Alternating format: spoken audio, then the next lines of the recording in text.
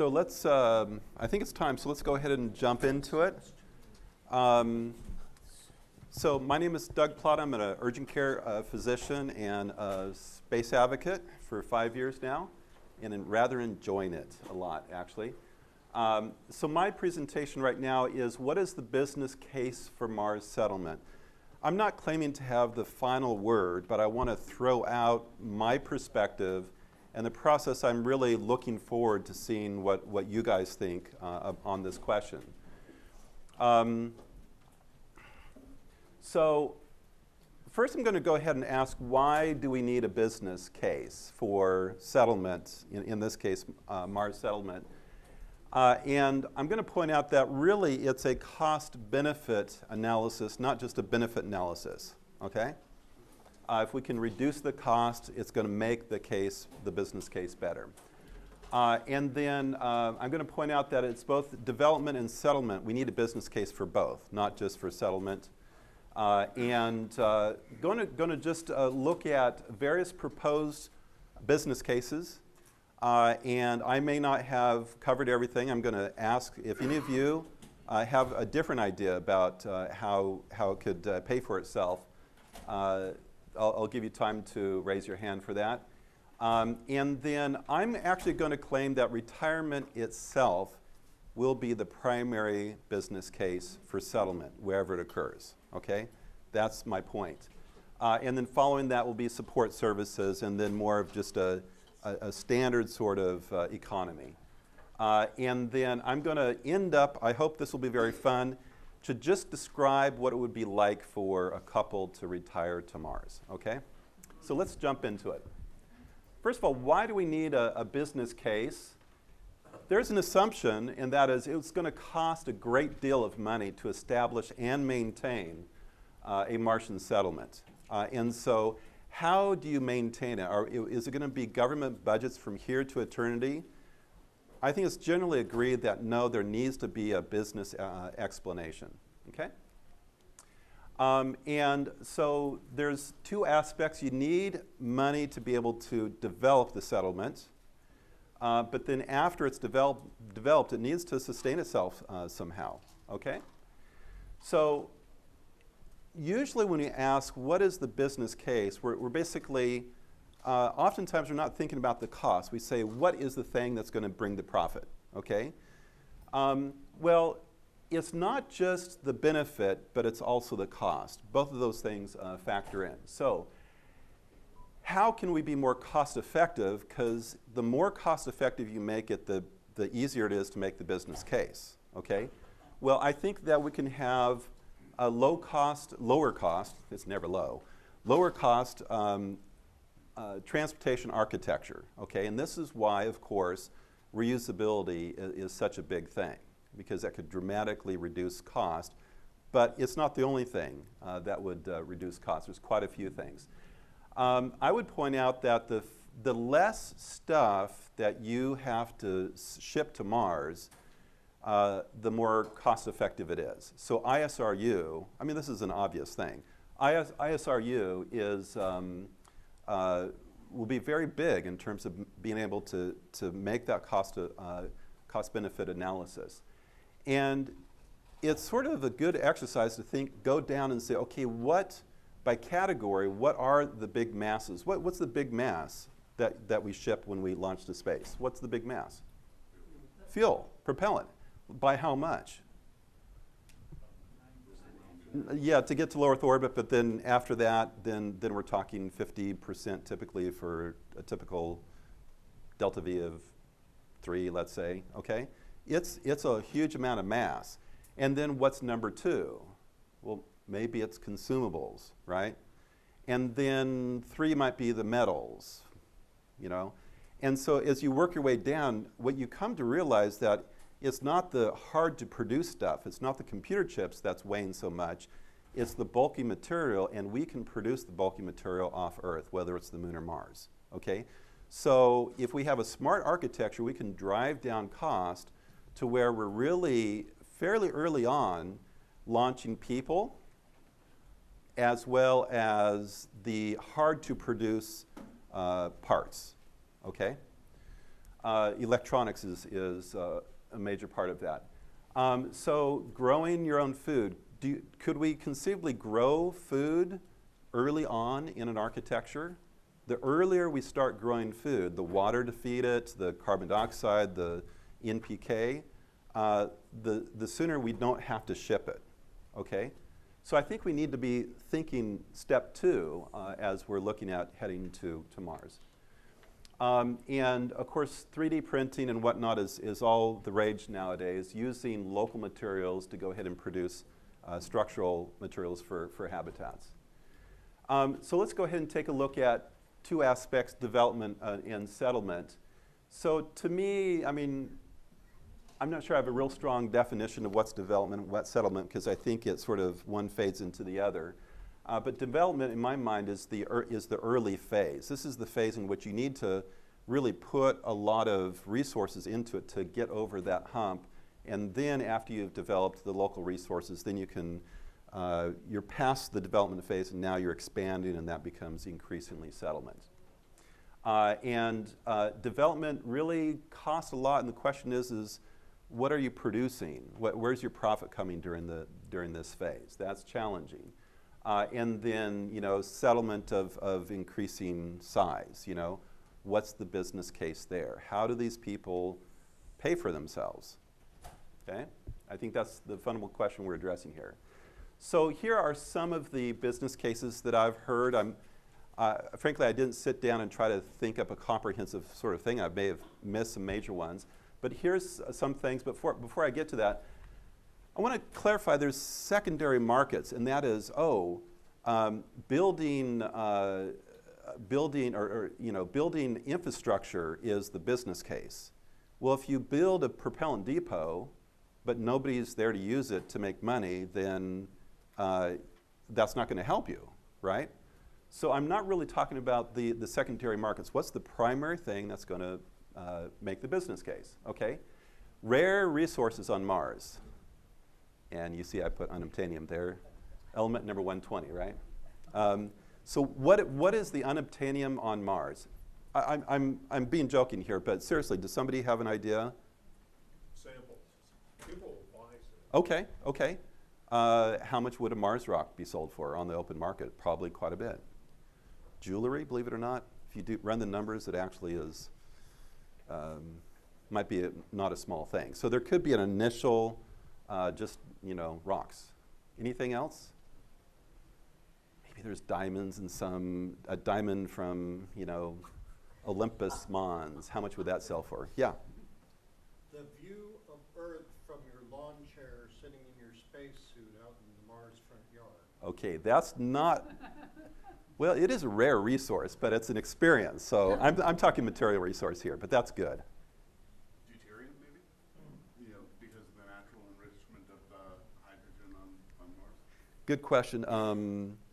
So do you guys know how common deuterium is in Mars atmosphere? Or about 8 times more concentrated, I've forgotten exactly. Than Than on Earth. Like, well, that's still very little. So I'm not, that's interesting. What's that? So, okay, so there's resources to be used to lower the cost of people living there. Water would be a big one, okay? But that doesn't, it reduces cost, it doesn't get you profit. it's not being sent back to Earth. It's not, you're not going to ship water back to Earth. Although, how much would you pay for Martian water? I think to clarify your question, there's a long tail of dependence on Earth, and that's what you have to pay for. The stuff that happens locally doesn't solve that problem. Correct. So really, how do you get people on Earth to buy stuff? Or near people off Mars? The existing markets. Yeah. Yeah, that is it. Thank you for clarifying that. Okay. Have you heard of Inventor's Colony? Okay. The idea is that the people there are going to be in such a challenging environment, it forces them to become inventive. And as they invent all these technologies, they can transmit it by email back and they can get patents, okay? Maybe Inventor's Colony. I have a question about just, I mean, why not just move to Antarctica and develop an Inventor's Colony there? It's challenging, you know. So I'm not sure about if that quite is up to the level. This is another idea of support for mining the asteroids, and this is sort of a three-way thing, and that is asteroids has materials, platinum group metals, for example, that could be shipped back to Earth, possibly economically, but then the people working the asteroid belt are going to need stuff that the Martians can service them, and then there's this huge war in the solar system, and people, no. What I would say is I feel like that is sort of too far out there, you know. I wouldn't say that that solves like the development problem, business case. Oh, entertainment. How about entertainment? Raise a show of hands. How many of you think entertainment by itself could fund Mars development? 1, 2, 3, 4, 5, 6. Okay, 7, 8. Fully funded? So you think Mars 1 is going to succeed? Okay. Mars 2, all right. You heard it here first. So I think this could help. I'm not convinced it's a full business case. That's just my opinion. Okay. How about this? Exploration for hire. You're there, and then people pay you to sort of do a surrogate exploration. So now, mind you, you could maybe add together these things, and maybe it makes a business case. Okay. How about this? Tourism. Go to Mars, spend 2 years of your life, 2.5, and go and see Mars. My feeling is that's a pretty expensive vacation, and boy, it takes a chunk of your life and puts your health at risk, I'm not sure that tourism does it. Okay? What is Elon's business case? So he doesn't plan on making profitable. How is he going to make money? What's that? I've heard he wants to retire. But you don't make money retiring, right? You do if everybody else wants to retire. He's going to sell Bingo. tickets. That's it. What's that? He's going to sell tickets. The price of an Okay. American home household. Right. And so will he be able to pay for his company, maybe turn a profit by selling tickets to other people? That is his business plan, to sell tickets. Okay? And if he can get the price low enough and there's a large enough demand, then he closes his business case. Okay? So that is his business case. You got it right, I believe. Anybody disagree? Okay. But then the problem is, if everybody who's going there is not making money, then why are they buying tickets? But all they have to do is sustain themselves. They don't actually, they have to make money. Bingo. But they only have to sustain themselves. On Yeah. Mars. So everybody's headed, I think, the direction that I believe. The basic idea of people want to go and live on Mars seems to be pretty far-fetched to begin with. It's not going to be a very pleasant life. Basically living in a hole in the ground. And that's the reality. Okay, it seems to me that the whole Mars thing is basically, it's like an Antarctica. It doesn't mean there's not going to be a human presence there. But this idea of habitation and colonization, has that really been explored as deeply as it needs to? So I appreciate that, and we are going to address that. Okay. And I'm going to put a hold on because I do need to move forward at this point. So remember Elon, when he does his presentation, he talks about it's the conjunction of the people who want to go and the people who can afford to go. If you can lower the cost, you increase the number of people that can afford to go. If you make it exciting, if you improve the quality of life, you can expand this, and it's this intersection is the number of people who can go. Okay? So who can go? This is a private thing. You pay a ticket. It comes out of your bank account. So you have to have enough money, and it's so much money that you have to have saved up that money. You just can't, use this week's paycheck or this period's paycheck. You got to save up, okay? So it's people who have saved enough. People who are free from child rearing responsibilities, right? You can't, maybe you could take your kids, but there's a whole issue there. But by and large, if you're going to have to pay for your grandchildren to go with you, that's going to be a problem. Most people who go are not going to have kids, okay? Also, you can't be in the middle of your career and then move to Mars, probably. I mean, you would interrupt your career, okay? So, people who have saved enough, they're free from child-rearing responsibilities, they're free from occupational responsibilities. Who are these people? Older people, yes, okay. So there's about 16 million millionaires throughout the world, okay? Here's the breakdown of their ages. People under age 18, very few millionaires. Duh, okay? People up in age, okay? 65 and over, 18% of millionaires are in this range, okay? And that's not bad because there's fewer of these people than there are of these people, okay? People die when they get older. I hate to break it to you, but we're sort of all headed that way.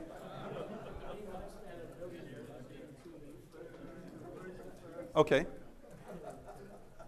Yeah. Just quickly, is there a medical reason, for instance, that people with wasting diseases of the muscles, like MS and so forth, conceivably there could be some kind of a benefit in having life forever? Conceivably, I'm a physician. I haven't treated people who've returned from space or gone to space, but I'm inclined to think space is not natural, and therefore, it's sort of like people talk about, can we adjust? It's not the right term. Adapt to space. Well, it's sort of like, can we adapt to a sedentary lifestyle? No, we just develop disease. So I guess I would be concerned. I don't know that it'd be reduce pain, for example, but there is likely going to be consequences, medical. So the trip itself is going to be extremely wearing and rigorous. It could be. Oh, are you saying can elderly, not elderly, but older people, can they handle the journey? Is that what you're asking? No, I understand that, like the astronaut who just spent almost a year in space, he was saying 2 years would mean not being able, in other words, the wear on the bones and Yeah, but I think there are solutions to that. You can tether and spin up to a full G. I have an idea that on the surface, in a habitat, you do an indoor centrifuge up to full G. It's just you can't turn your head. But you do sedentary stuff. I've done it in a Gravitron ride at my local theme park, and you can do all sorts of sedentary activities without problem. Let me continue. I apologize. Okay, freed from child rearing responsibilities. Who's freed? Well, older people, right? And people who are freed from occupational responsibilities, again, retirees, that's the whole point. You retire from your work. So who can go? Well, I would say retirees are going to be a disproportionate portion, not 100%, but disproportionate portion of the people going are going to be older people. Do you guys like that? Okay. So I want to make a distinction, because sometimes I talk about an active retirement community, people say, oh, you mean retirement home? I went to Google Images. This is, when you type in retirement community, these are the pictures you get. When you type retirement home, this is the picture with somebody in a wheelchair, okay? We're not going to have people in a walker going into the BFR, SpaceX's BFR, okay? They're going to go when they're in this state of health, okay? So this is what I'm talking about, a retirement community, okay? Anybody recognize this? Sun City.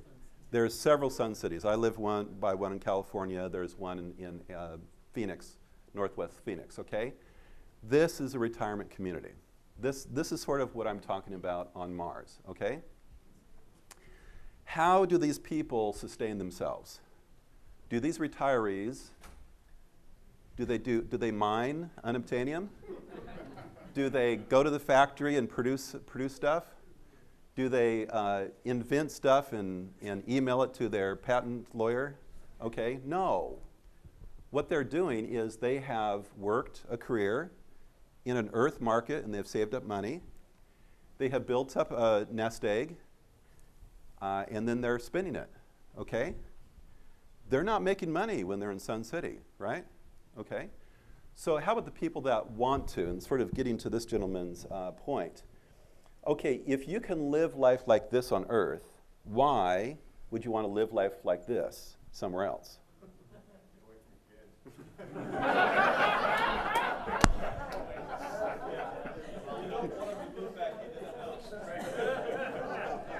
So I would like to propose that the first settlers are going to be different from later settlers, and it's going to play itself out. Okay, so the first settlers are going to be, sort of wealthy people who elbow their way past this guy. Okay, and these people, they're willing to live without, golf, because they believe so much. There's a small percentage of people, but they're going to be the first ones to go. Okay, some of you, if you could afford it, you probably would be willing to do that. Because why? You are playing a very historic role in establishing a new branch of human civilization off Earth. That's worth something. That's going down in history, okay? However, there's the second wave. And these are people who think, yeah, it would be cool. Yeah, we'd enjoy going there, okay? All sorts of backgrounds, but you know what? Quality of life does matter for them, okay? So as I see it, there is this intermediate phase. Yes, there is the initial habitat, but especially with inflatables, you can make a large amount of space to live in. I mean, we're talking like, 20 tons. You could actually get about 5 or 6 acres with just the initial balloon, inflatable, okay? So this could be a fairly near-term possibility, okay? And this could be shielded. You could have regolith on top. You could have an Olympic-sized swimming pool relatively early, okay? After you create some quality of life, and those other people who can afford to go and they just need a little bit of quality of life, and that was enough to do it for them, then you start having a population, and then you can have people who go that provide support services. And this is sort of the second phase, okay? And that is the people themselves can provide some of the support, okay? You can have somebody who maybe doesn't have quite enough to go to Mars, but when they get there, they continue to work and they serve their fellow settlers and the richer settlers who then pay them, and they're able to sustain themselves that way, okay? So this is support services, all sorts of things they could do. I'm imagining that probably children might be going as a part of more wealthy grandparents who say, you know what, I want my family to come with me, okay? And we could actually have the families moving as families, so they stay together as families, okay? And then you need teachers and whatnot, provided we can solve the hypogravity issue. That's the one kicker, right? That we simply don't know. Okay, so with the last 45 seconds, yeah, I know, but I want to leave some time for Q&A.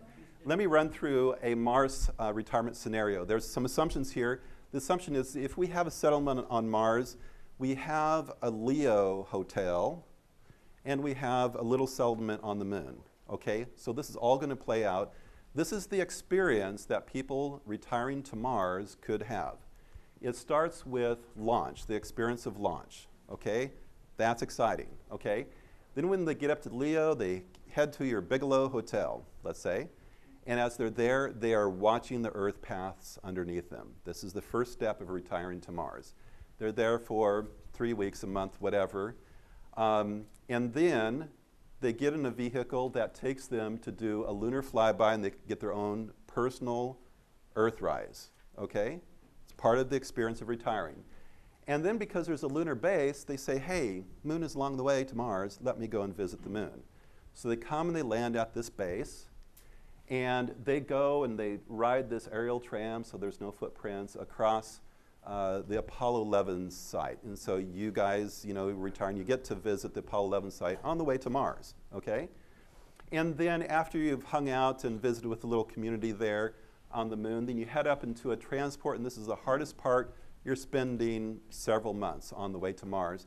But everything's planned to give you entertainment and interactive games, and you're working on stuff, and they're trying to occupy your time, okay? But before you get to Mars, you stop out at Phobos, and they give you a little jetpack. You stay in the little hotel there, and you circumnavigate Phobos, okay? And you see Mars rise up as you're circumnavigating. This is part of the experience of retiring to Mars. Then you go down to the historic Mars base. This is where the first people arrived at Mars. There's a little community there, retirement community mostly, and they show you your room. It's a beautiful, nicely designed room. You're not living in a tin can. You're not living in a hole in the ground. It's a beautiful, spacious sort of thing. And the community has dinners together, and you go to the swimming pool there, and there's a spa. There's even a robotic massage therapist, which are very popular. If you are a retiree and you like golf, you have a chance to do that, or at least the driving range. And then you and your spouse, you say, okay, let's do the tour. And so you get in the big Winnebagos, and they head out. Periodically, there's a hotel. Each one is different from each other. And then you go and do these trips around. You do some suborbital hops around, and you explore Mars. You get to see the 3 large craters, the largest volcano in the solar system, the largest canyon in the solar system. You get your picture of you and your spouse on the edge there. If you want to, you can climb up the face of Mars, okay? You can go and visit the Viking lander site. If life has been found, you can go and visit the very site that it was found. This is the experience of retiring on Mars. I think that could be attractive. My argument is retirement is the business plan, okay? We don't need to have unobtainium or anything like that. I think this is the major part of the business plan. So thank you for your attention. 2 minutes? Got 2 minutes. I saw his hand first. With your business plan, I fall into that demographic you're talking about. Woohoo. Retired, can afford it. Right. Did a little bit of polling among friends, active 70-year-olds, men. Quite a few of our friends who are also in that category. The men loved the idea of either just 2 years up and back or retiring there. Wives, not a single one was even willing to consider the 2 years up and back. Yeah. Not a one. Yeah. 0. So it's 100% on the men, 0 on the women. So one thing I'd suggest is that we could have an equivalent facility on Earth, and you could go there for a visit, and the ladies could find out what it's like to live there, and they could see all the amenities and whatnot. That might help. Round Mars, fly around, come back. Wife said, no way. Yeah, yeah. 2 weeks, she's going to open the porthole, even though she knew it'd be dead. Let me tell you another factor that it might actually favor the moon over Mars is on the moon you can be telepresent in your grandchildren's birth, wedding, etc. No grandchildren, it's just fresh Yeah. air. No Did fresh you have a air. question? Do you have any estimate about when this could realistically happen? What would be the earliest date? So this is just a guess of mine. I'm going to say retirement on Mars would probably be beginning in 30 years, is my guess. Not too much further from the initiation of the base. Not too much further. Yeah. I just want to suggest a phase 2 Okay. for you to start looking at, and that's penal colonies. Penal colonies. Penal colonies, we have a heritage of putting penal colonies in hostile environments. Yeah. And people adapted and turned out okay. Look at Australia. And if you add up the cost of maintaining a prison, that's more than the cost of the median house. So And if the they cost of misbehave, you push them out the business airlock. space